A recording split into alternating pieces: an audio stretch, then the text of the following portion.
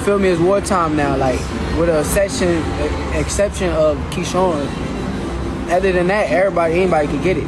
But I don't need none of y'all to like fight my battles, put words in my mouth. I don't need none of that, because at the end of the day, I can do it myself. Wow, Shakur Stevenson could possibly sign to Eddie Hearn. Boom. You never know. Shakur Stevenson, there was a post, and the post was an interview with Eddie Hearn. And Eddie Hearn was saying that Bob Arum doesn't know how to promote Shakur Stevenson, and he mentioned that he was pushing real hard to sign Shakur to Matchroom. He said he would basically love to have Shakur on board with his side of things, DAZN and Matchroom. And Shakur Stevenson seen this tweet, and he put a bullseye, like bingo, target, as if what Eddie, I don't know, I mean, because it's just, he put an emoji. So I don't know if he's saying that target bullseye to Bob doesn't know how to promote Shakur Stevenson, or if he's saying it to Eddie Hearn picking him up and wanting to sign, or possibly to both. Maybe he's acknowledging that he thinks Bob Arum don't know how to handle him and promote him, and maybe he's feeling that, you know, he's entertaining the offer with Eddie Hearn. So I guess we'll see in due time what it is and what it ain't. Listen, my thing is this.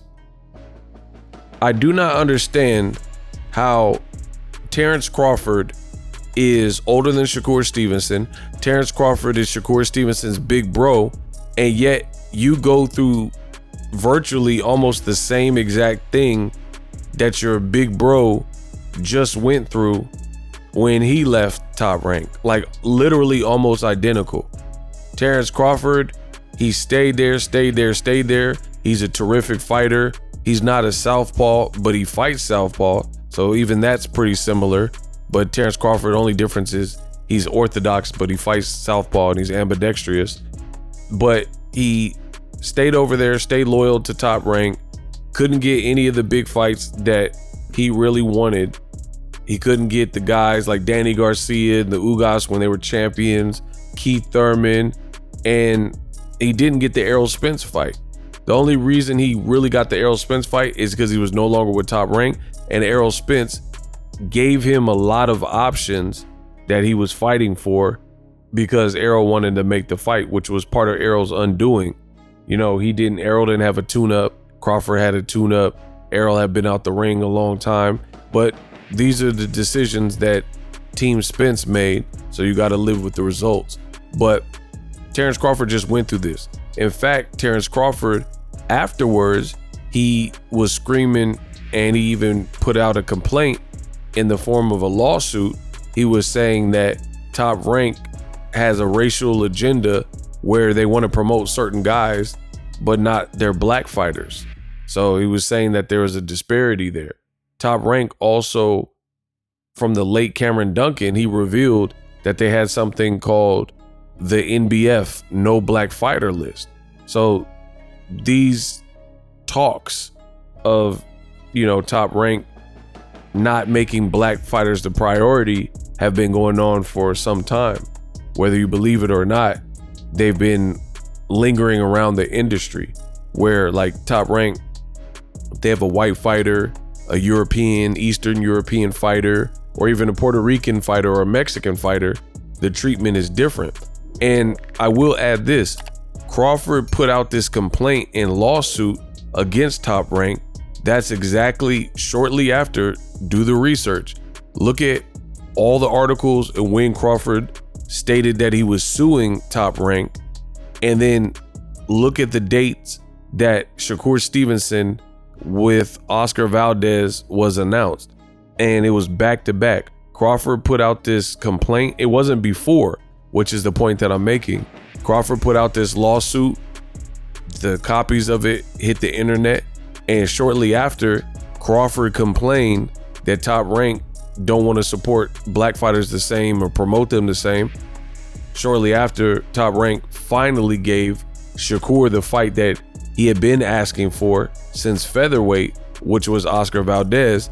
And we seen what Shakur did to Oscar Valdez when they met up. He effortlessly beat him, and he even dropped him. So that wasn't a good look, because then it looked like you were just giving Shakur Stevenson his way because you had Crawford, who was alleging this about your company. So you finally like gave Shakur a big fight. But after that, Shakur doesn't really sound like he's been happy with his arrangement with Top Rank. And Shakur, the day Lomachenko beat Kambosos, Shakur went on this social media rant, and he was saying that Top Rank don't F with black fighters. He's been blackballed. They're not mentioning his name with the big fights like Lomachenko. They don't want to sacrifice Lomachenko to him, and all these things about feeling undervalued, underutilized, not being given the opportunity. So wrapping this back around to my initial question, how is Terrence Crawford your big bro, and then you go about your career almost the same exact way? And then, like, if Crawford felt this way and he's your big homie, why didn't he perhaps maybe tell Shakur, hey, Floyd Mayweather was at the Rio Olympics trying to sign you. Maybe you should sign with him, or try to sign with Al Heyman, or sign with Eddie Hearn, or whatever. If Crawford's experience was negative and he felt as a black fighter he wasn't getting the proper promotion. So I find that aspect a bit weird, but that's neither here nor there. Shakur has one more fight that he owes Top Rank, and that's coming up next month against the guy Frank Martin beat, Artem Harutyunyan.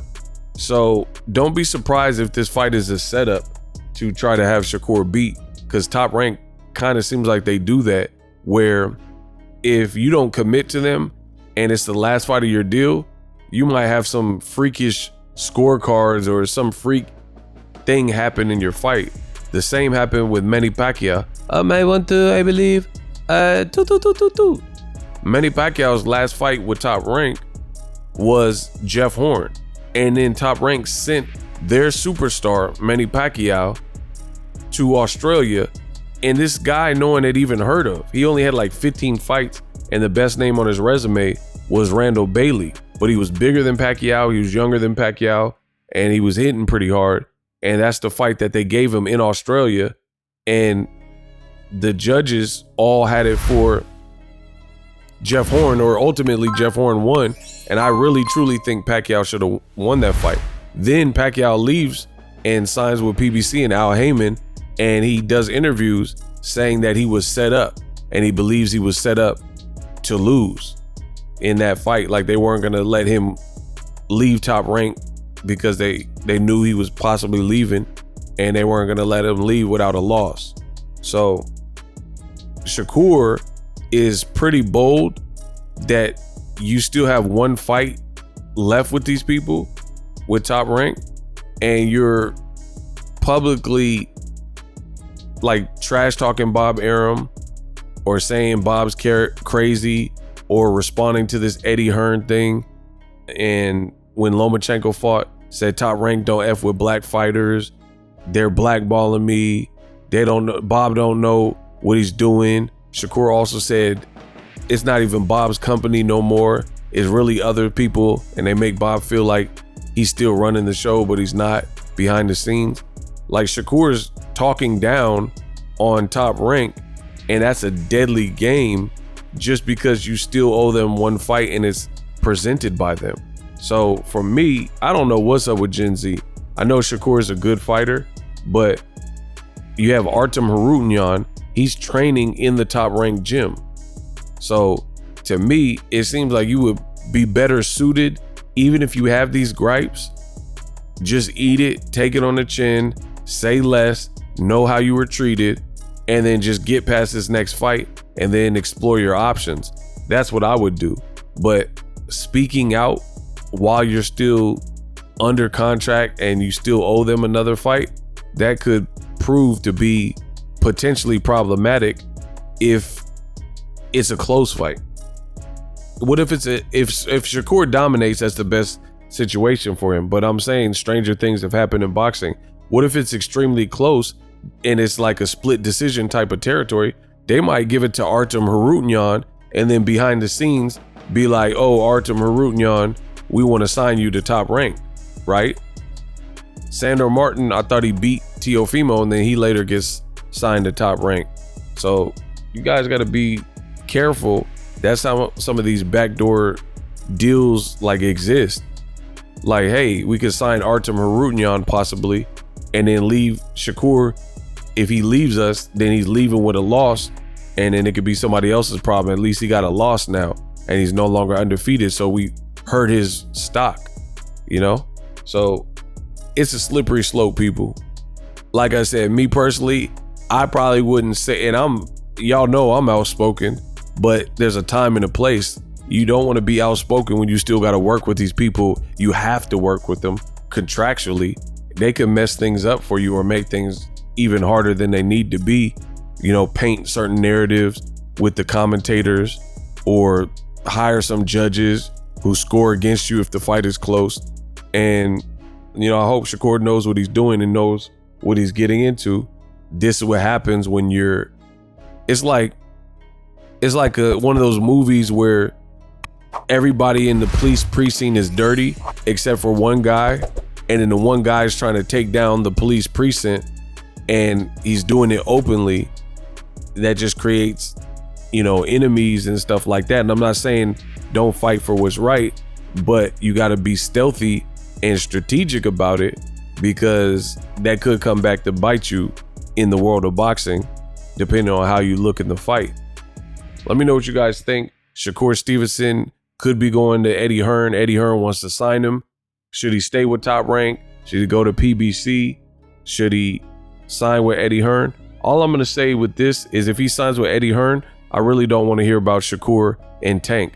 Eddie Hearn don't even have a good relationship with PBC, and they've never made a Tank fight with a PBC superstar like that and Eddie Hearn. No big fights that I could think of involved Eddie Hearn with the PBC as a co-promotion.